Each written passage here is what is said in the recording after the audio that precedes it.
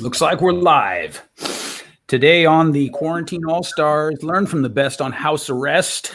We've got my good friend, and not in the internet bullshit way. Rob is actually my good friend. Not in that sort of Dutch rudder circle jerk that we all do on social media. Oh Lord, no more of that, please. Rob and I are actually friends. We've done a workshop together. Our work kind of really gear shifts nicely into itself. Like it really dovetails together well. Rob handles one part of the overall sort of thing that I get. Never mind. I'm getting punchy. It's Sunday. Rob, how are you, bro? I'm good, man. Thank you so much for setting this up. Super grateful to be here, and it's interesting because we haven't talked in a while. This is gonna be a great time. Yeah, it's been a little too long, but one of us is always busy and never answers his messages. And I'm not saying who. I'll leave a little mystery for the audience. All right, that was a cheap shot. All right. Can we just have a semblance of professionalism, please? Can we just pull it together, people? Pandemic. Right. Let me jump in real quick and do my obligatory sharing of this. Let's see. So first I want to go to pages because that's where we are now. We're on my page. Yeah, I think we're on my page. Got to share it out. I always hate, this is like the one vagary of these interview platforms is you can't do this all ahead of time. It has to be live before you can share it. So we have this one sort of cumbersome moment where I'm looking down at my phone. All right, so write post. There we go. I'm not actually going to write the post. I'm just going to share it. Share it. I'm going to do a watch party. Do you know about watch parties, Rob? I got to get better at them. Can you explain to me what they do? Because they work, but I don't understand. I don't even understand. If anybody understands watch parties, jump in and comment because I don't know what the hell they are. There we go. Okay. Yeah. We're officially shared out. They get you more eyes. They get you more eyeballs on whatever you're doing. But I don't understand how. So what have you been up to, man, for not just since the coronavirus COVID outbreak, but it's been a while since we caught up. So what's shaking, brother? All right. So I'm sharing this. Okay. I got back from the Middle East and, we did our event, you and I, going with my magazine. I have, for those of you that don't know me, I have a digital magazine called Shift Advanced Life Design.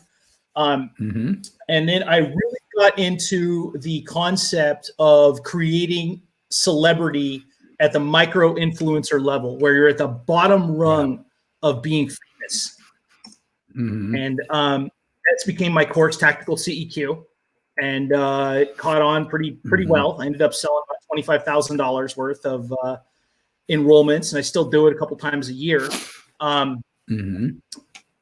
that's about it. Just working from home still, and just living the dream, and teaching people how to create visibility plans that attract a global audience. So that's perfect, man. That's really what I was hoping to get you to share today. That's what. That's a lot of what I'm doing too, as you know, with my service. Well, one of them now. I have several, but one of the big ones is called the Coach's Branding Blueprint, and it's really about building your personal brand. And earlier, I was saying that you and I, our work dovetails, and I call it building a personal brand. You call it celebrity expert quotient. It's really the same thing, isn't it? I think it's got parallels. I wouldn't call it the same. I'd say there's a lot of stuff that kind of intersects, that interweaved. Yeah. But definitely you and I have developed some techniques that have changed lives and, turned out some rock stars. Yeah. It's pretty crazy when you see that stuff, man. It's like, whoa, this shit's starting to work. Yeah. It was kind of cool because the last class I had, we graduated a guy and he ended up getting 10 podcast interviews, He was offered a writing gig for military.com, so like 10 Mhm. million members, and then he got on TV also, and that was in Nice. 7 days. So Nice. this can happen for anybody, and I want you to know that. That's the first thing. So a lot of what I want to really kind of get from you for people today is particularly about TV, publications. Do you do radio? Do you have any strategies for radio? I've been on radio a couple times. It's really, every time I've done radio, it's not for pitching. It's because I knew the personality. And so maybe you want to make a list of radio personalities that have their own shows, and then just reach out, just like anything else. Yeah. Yeah. So, well, let's talk about TV. Let's talk about how can we lay out a game plan to put ourselves on TV interviews? Sure. So there's 2 types. There is local and nearby TV. So like your local news, your local public access programming, things that are accessible within your town or within 50 miles. And then there is national. And national obviously is harder to get, but if you crack national, you're going to be good to go. That's where a lot of stars have, you get on like Good Morning America or Fox News or something, then you're pretty much a celebrity. But as far as the strategy for both of them, the first thing I would tell anybody watching is to know your angle. That's one thing. And that's the very first practical CEQ, my course is figure out what your angle is to make somebody say yes to interviewing you. And so your angle, we identified about 7 of them, but the 3 most proficient are either very, very niche down subject matter, achieve something, or life experience. And if you have any of those 3, those help a lot. So we know what a subject matter expert is.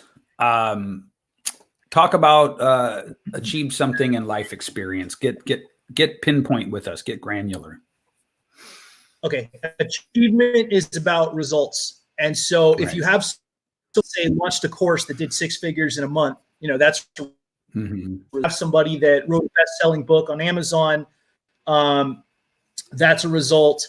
Anything that can be replicatable, anything where you created some wild, inhuman level of achievement in a short period of time, that's really where you can score your interviews. I'm a, my story. I'm a high school and college, 2-time college dropout turned PhD. So a lot of people interview me about that just because I got into speed learning, and it's how I overcame my learning disability. So achievement is about if you had some, if you did something, especially in business, like a benchmark with income or sales or, whatever, those are usually great ways to pad your resume and get interviewed. Okay, cool. So we're talking about like, when I was more focused on helping people to get booked to speak, I used to say the only way that you're going to really get those, like, I taught that you should focus on how to profit from free gigs and small gigs and stuff like that, because everybody's ego wants them to be the ultimate sought after keynote speaker, right? You hear about people like ex-presidents who are making $200,000 a talk. And you hear about like, the guy who swam the English Channel in his underpants or something, right? That's what you mean by achievement, right? It's like, and I used to tell people, unless you plan to do something like that, which, come on, you don't, you're not climbing Everest anytime soon, right? You're a coach, you're an entrepreneur. Then you should not so much focus on that. But when you talk about achievement, you're like, I like your example of high school dropout to PhD because you mastered speed learning. Yeah, that's a unique achievement. That's a positioning tool.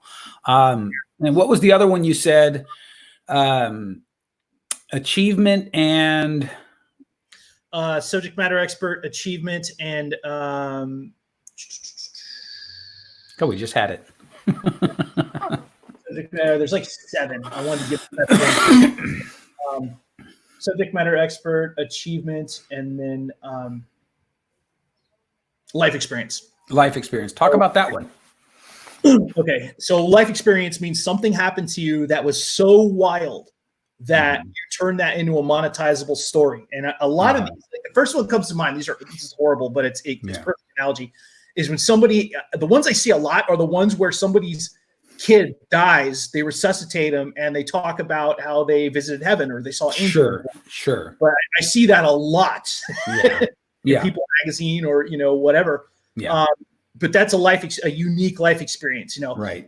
I fled my husband of 20 years, and or he took our kids to Mexico. Or I was in traffic. Like you have a wild experience. I'm still learning about it. But you have told that story. And you have done it as a way to be vulnerable and to attract people to you out of authenticity. I hate that word. Yeah. But you've taken your unique life experience and made it into something relatable. Yeah.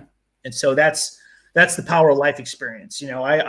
Mine was crazy. My childhood wasn't nearly as challenging as yours, but it was a lot of survival stuff. Moving a lot, being raised around drug addicts, like just hoarding. I mean, just awful stuff. And so those are life experiences. Got it. Okay. And I think that's one that that most of the people in both of our orbits, we have a preponderance of people who have come from extremely challenging upbringings to now want to kind of serve the rest of the world, right? I mean, you don't just walk down the street and 17 out of 20 people you encounter have this like god awful childhood, and now they're out to help. It's only in this world that you and I inhabit. Okay, so cool. So now we know that the main three are achievement, life experience, or I don't remember how you characterized it, but you talked about like business, doing something. I guess achievement in business, right? Yeah. So let me. I need to specify, because there are two. Achievement is mixed up with results sometimes. And that's it. Yeah. There's two types. Yeah. You can either have something happen or you can create something. Does that make sense? Yes, it does. Have something happen is the end result of whatever it is that you did. So you made $10,000 in a month from business, whatever. Right. Writing a book is accomplishment. So that's the difference between achievement and accomplishment. Yeah. So that's important to understand for sure. Yeah. So now we've got we know what our what did you call it? Angle is going to be. Right. And like for me, it would probably be the life experience. It would probably be, who I am today from where I came from. That's the most obvious. And guys, if this helps, because it's really helped me, you don't have to sort of gravitate toward the angle or the position or the story that is hard, if that makes sense. And here's what I mean by that. Rob, this I don't think will be news to you, but hopefully to people watching. For me, I lived through what I lived through. I'm here now. I'm good. Like, and I'm honestly, I'm better than good now. Like my life now is, at the risk of sort of, being tone deaf to the situation in the world, my life is really good. But a lot of that is the internal piece. Like I've learned through a lot of process how to be happy and how to feel at peace. And so to me, sometimes it feels like using the story is the easy way. And then we have that part of us as entrepreneurs where it's like, oh, I shouldn't do it the easy way. I should look for this thing that's hard and complicated, And so if the thing that it just comes natural to you, whether it be your story, your achievement, or your result, it doesn't. What am I trying to say here? You should just use the one that is the easiest to you, the most natural, the most effortless, because it's probably the one that's going to have the most impact. Does that make sense? I think so. Yeah. Okay, cool. What's next? Now we know our angle. We want to get on TV. We want to start growing our authority and our celebrity status beyond just our social media sort of level of awareness. What do we do now? I'm going to tell you right now, Manny, at this point, we actually don't go external, we go internal, because once you figured out your angle and once you have this desire, But people need to get over their own self-judgment, and they need to get over their fear of judgment of others. And that this is a very, very pivotal moment. Okay. In this step, because understand that to seek celebrity, to seek fame, you're going to get judgment from a lot of people. You're going to have a lot of negative people telling you, you're not important enough, or what have you ever done, or, whatever. And you need to understand that as long as your desire for celebrity comes from a sincere and legit place where you'll use your power for good, you can either be Captain America or you can be Thanos. Once you get more power. but nothing should ever stop you. You should never have hesitation to tell your story, and because. Honestly, the greatest message I ever receive, and I get messages from around the world, is when somebody says, thank you, I needed that. I needed to hear your story. Yeah. And those ones, that's what gets me out of bed in the morning. I got to just share that I got to agree with you there. The most profound sort of feedback I ever get is the occasional person who still trickles in after having read my book. You know? And so I think what you're saying is really important. You have to sort of be prepared for this next internal phase ahead of time, don't you? Yeah. And don't you see a lot of people who, as soon as they contemplate sort of opening the door to the haters, they cower a little bit, right? It throws you off the whole project, the whole goal. So I love that you said that, Rob. That's not that you're not insightful, but that is incredibly insightful. So the next piece is internal. I heard it said by a friend and a mentor of mine earlier this year. He said, nobody who ever achieved any kind of meaningful success is liked by everyone. Yeah. Right. And so I just think that we hear it a lot, and it's easy to sort of relegate that to background noise until you come face to face with the feeling of it. So you got to be ready for that. If your mission is to use your story to help other people, you have to know you're going to be, petting some of the dogs backwards, and they're not going to like it. Yeah. That's a perfect way of looking at it. You know what I mean, right? They're going to tear you down no matter where you get. There are going to be people that don't like that you woke up today. Yeah. And the sooner you accept that, the better you're going to be. Yeah. Do you walk people through that? Do you give them mindset coaching around that? Do you help them?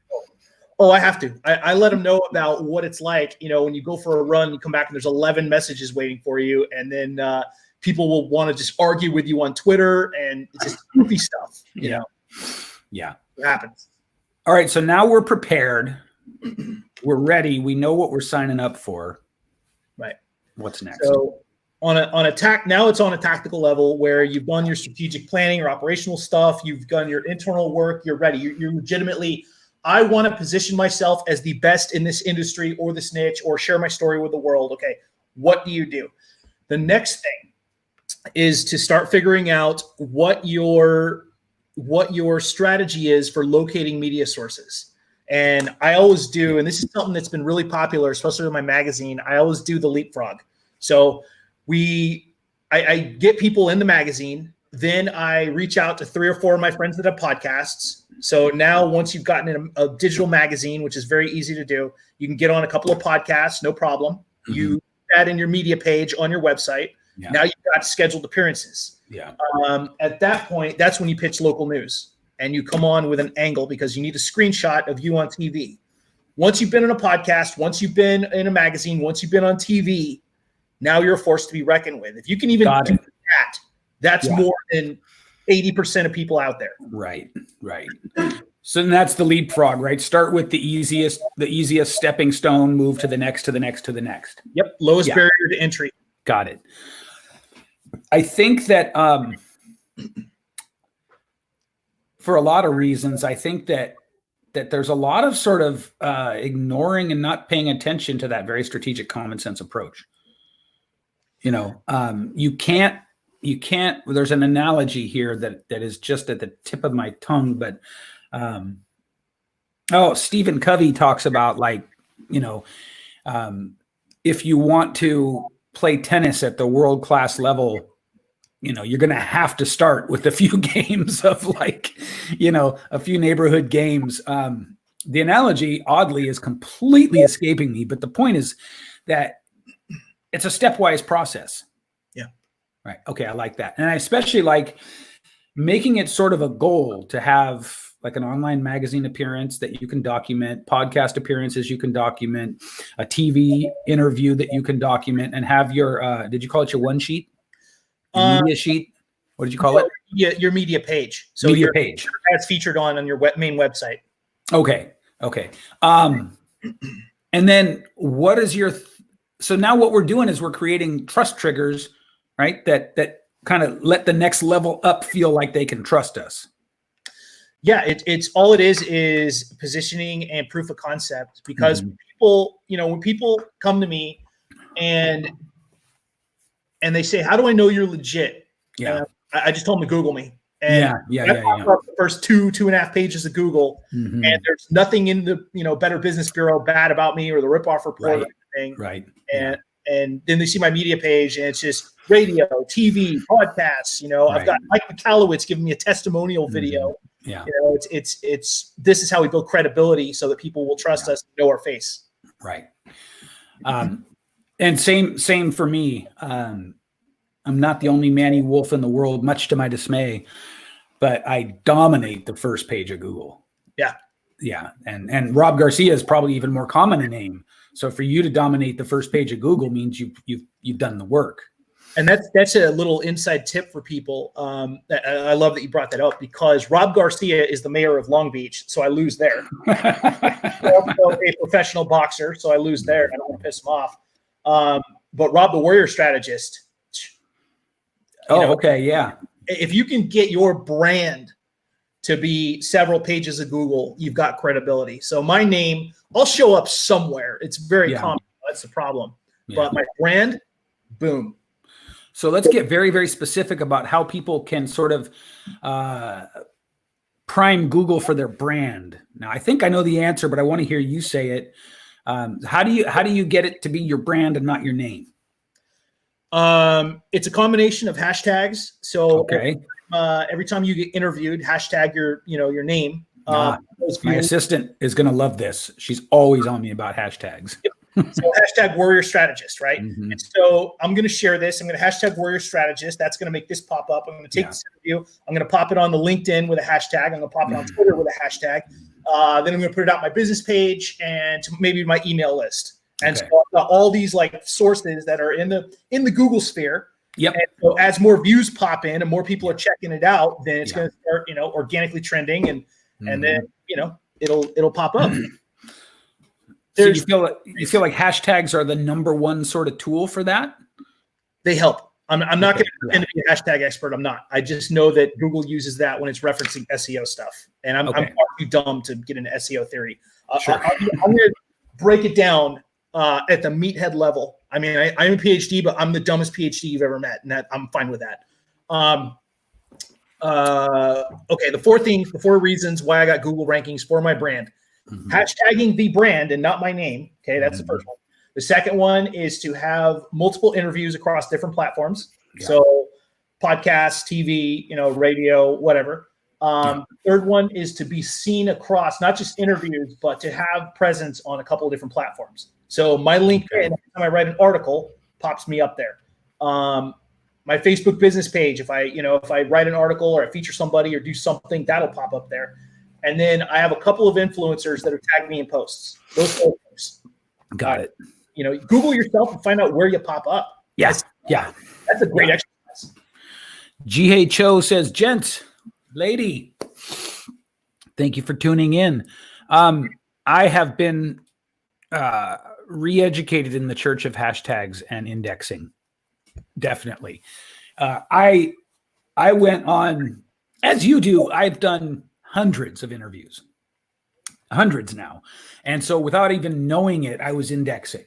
But now, thanks to my lovely assistant, I totally understand that you got to be putting a unified sort of place marker in the Google sphere and in the YouTube sphere for that matter, right? So What about the outreach? What is the outreach to the radio, the TV stations? Sorry, you still want to? Do you want to do that stepwise too, and get a few locals before you go for a national? Oh yeah. Okay, so same process applies. Well, talk to me a little bit about how we start sort of getting over ourselves and putting it out there that we want to be on TV. Yeah, the biggest thing, like I said, once you got your angle figured out, is to understand how TV works. So there's a hierarchy. And local news specifically, there's producers and reporters. You always want to try for the producer first because they're the ones who are tasked every single day with creating content. Right. And if it's not you, I always like to say this, if it's not you, it's the water skiing squirrel. Yeah, totally. His name is Bucky. Oh, this is cute, Bucky. Yeah. But it's not you, it's the water skiing squirrel. Every time I have hesitation in my brain, like, oh, my story's not interesting enough, I'm like, if I don't do it, Bucky's going to be up there. So yeah. Might as well make somebody happy and do this. Yeah, I'm thinking of Anchorman now. Oh yeah. All right, good, man. So, how do we find the producer? There's a couple ways. So I'm going to give you guys the worst way so that you're aware of it. The worst way is to go onto a website, and this actually has worked for me. Go onto the news website in your local area and just look for submit a news tip. And I'll tell you the story, Manny, because this is the lowest way you can do this, the lowest possible chance of success. Mm-hmm. My buddy had an event for a launch for a woodworking company on the East Coast. You know, my job was to get in media. And so I did submit a news story to 5 different sources. They never got back to me. I was like, oh man, I blew it. You know, I had like 1 day to do this, right? Yeah. I blew it. And, I'm sorry. I did everything I could, whatever. The launch happens. A CBS, I think it was CBS or the local affiliate, one of the big network affiliates shows up with a camera crew, does a morning spot. Wow. Don't tell me at all. Just goes to my buddy's house in North Carolina and films. Got great screenshots, got interviews. So it works. Yeah. And don't always freak out if you don't get a response. But that was a close one. But so that's the worst way you can do it, but you can do it. That's an option for everybody. Just submit a news tip. Google the station and submit a news tip or contact us. Both of those will got to do a little digging, little amateur Encyclopedia Brown there, but you'll figure it out. The next way to do it, and this is highly more effective, is to Google the producer and Google the station, and then locate them through either LinkedIn, Twitter, or Facebook Messenger. And sometimes, if you're real lucky, you'll have a work email, their bio page on the news site, the news website. Okay, we've had a lot of success with that, and that works a lot better because you establish a relationship with the producer, and then you can send them other stories or friends of yours that have cool stories. So what is that? If you go that route, do you have any suggestions for what your outreach looks like so that you're not just another schmuck? Yeah, it's I'm lucky. I have a pitch team, and I have one of the best pitch writers there are, and she's been just killing it. And she has the same format that I actually kind of taught her, and it's just introduction, personalized statement, proposition, and then final greeting. Final exit greeting, and so keep it real short. Mm-hmm. People get terrible pitches every single day. You know, hey, you should interview my uncle Bucket Bob. He's got a moonshine distillery, and you should talk to him. Get him on the camera. Stuff like that. Or they go the other route and they send like 9-paragraph pitch. Yeah, and I get these once in a while as a magazine owner. Just people that they don't even bother to say hi to me. They're just like, you should put me in your magazine because I've done this, this, and this. And I'm just like, no. I wouldn't even take your money to be featured in my magazine. Right. So it's human. It's the shortest possible, most value to them format that doesn't exclude civility and humanity, right? I'm going to actually slightly correct you. Yeah. By all means. Most value to the producer, and if anyone's watching this and taking notes, it's most value to the audience. Once you adapt that mentality, you get a lot more yeses, and you want that pitch, you want that phrase. I have an amazing human interest story that would benefit your audience, that your audience would love, that your readers would really dig. Free gift for your audience, whatever. Use the words your audience, your fan base, your viewers, your readers. And that way the producer's like, oh, and it subconsciously gets in their head. Cool. Nice. Before we sort of just shift gears a little bit, because I think that's really, really comprehensive and really, really good. What mistakes do you see people making most often as they try to sort of build in these kind of strategies to their game plan?